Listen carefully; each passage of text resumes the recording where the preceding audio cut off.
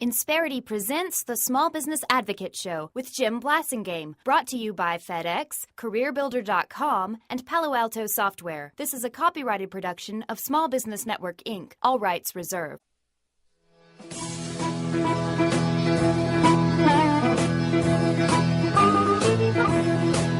I saw a lot of crime, but I'm out on the road again. I'm on the road again. Can't beat brings us back. 7 till. I'm Jim Blasingame.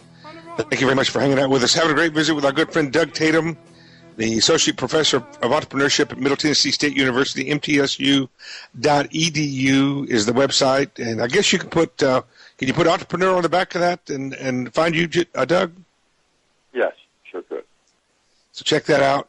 And he's also the author of No Man's Land, which is an absolutely very important book. I hope that's still available, Doug. I'm sure it is.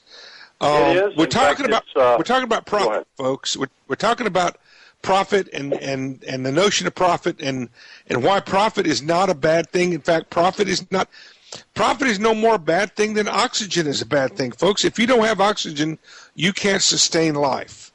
If you don't have profit, you can't sustain business. It's not something that a business charges a customer at their expense. It's part of the relationship. It's part of the contract. When you hand someone a product and they hand you their money, there's a contract that's made, and part of that contract is the business has to make enough above costs to be able to sustain itself, to add new value, to add new resources, to weather through tough times, et cetera, et cetera. And Doug, we have a president who's been quoted now as saying some years back that he believes in redistribution.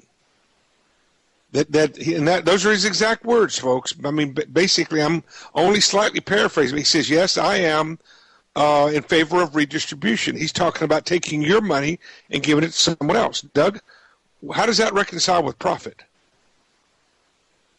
Well, I won't dive into the whole notion of what the appropriate safety net is, et cetera, et cetera. But I will suggest to you that our research at the Institute for Exceptional Growth Companies indicates that the vast majority of jobs in the United States are generated by existing companies, what we refer to as second-stage entrepreneurial growth companies. They, as you know, Jim, I've testified before Congress on the capital gap.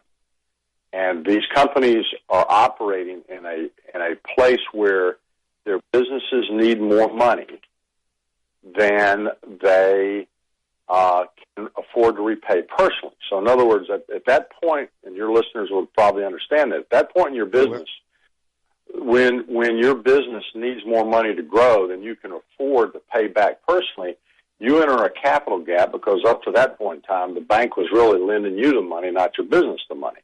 Right. And many of these companies are, as you well know, are flow-through entities. So what happens is any kind of increase in tax rate on the on the personal level, not the corporate level, but on the personal level, is going to basically be a tax on the working capital of these growing companies.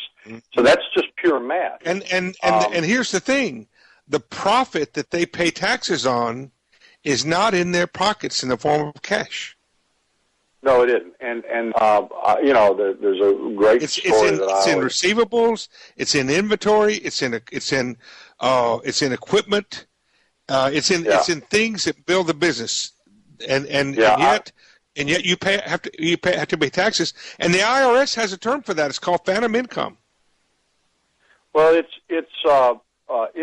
your growth rate exceeds your return on assets, in other words, if you're growing, and that rate of growth exceeds your return on asset, you're going to be profitable in accounting terms, but you're going to be negative cash flow. And I had a discussion with the economists at the Fed.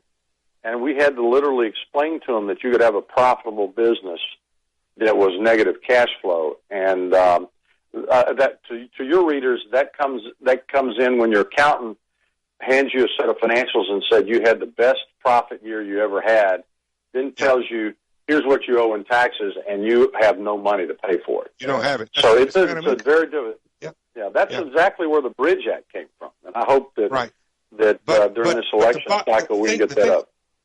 I got to wrap it up, Doug. But the thing is, folks, is sustainability of businesses require profitability, and that does not include the concept of redistribution by fiat of the government. Doug? Yeah, that's a whole hour show to talk about the issues and impact. And again, I think the legislatures need to get up every morning and say, do no harm before they do anything. Hey, Doug, thanks for being here. Good job today. Doug Tatum, ladies and gentlemen, the author of No Man's Land. Please check that book out. It's very important. And thanks, Doug, for being here. See you next time. Quick break. I'm Jim Blasingame. I'll be back after the news. Stay with me. Insperity presents the Small Business Advocate Show with Jim Blasingame, brought to you by FedEx, CareerBuilder.com, and Palo Alto Software. This is a copyrighted production of Small Business Network, Inc., intended for the private use of our audience. Except as otherwise provided by copyright law, all other copying, redistribution, or publication without prior written consent is prohibited. All rights reserved.